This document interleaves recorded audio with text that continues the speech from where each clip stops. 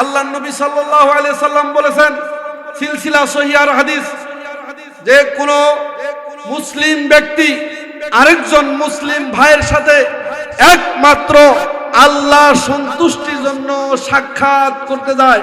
কি করতে যায়? একজন মুসলিম ভাই আরেকজন মুসলিম ভাইয়ের সাথে একমাত্র আল্লাহ সন্তুষ্টির জন্য সাক্ষাৎ করতে যায়। নাদা মুনাদি ফিস সামা, আসমান থেকে একজন ফেরেশতা ডাক দিয়ে বলে, স্বাগতম তোমাকে, তোমার জন্য জান্নাত অবধারিত, স্বাগতম তোমাকে, তোমার জন্য জান্নাত অবধারিত। আর এদিক দিয়ে আল্লাহ আসমানের ফেরেশতাদের সাথে বলে যে আমার বান্দা আমার সাথে সাক্ষাৎ করতে এসেছে। সুবহানাল্লাহ, বাজ্জা বলেন সুবহানাল্লাহ, বললে জিহ্বা খাড়া হয়ে যাবে নাকি? আল্লাহ বলেন আমার বান্দা আমার সাথে সাক্ষাৎ করতে এসেছে। সুবহানাল্লাহ, স্বয়ং আল্লাহ কথা বলেন যে আমার মেহমান আমার সাথে সাক্ষাৎ করতে এসেছে।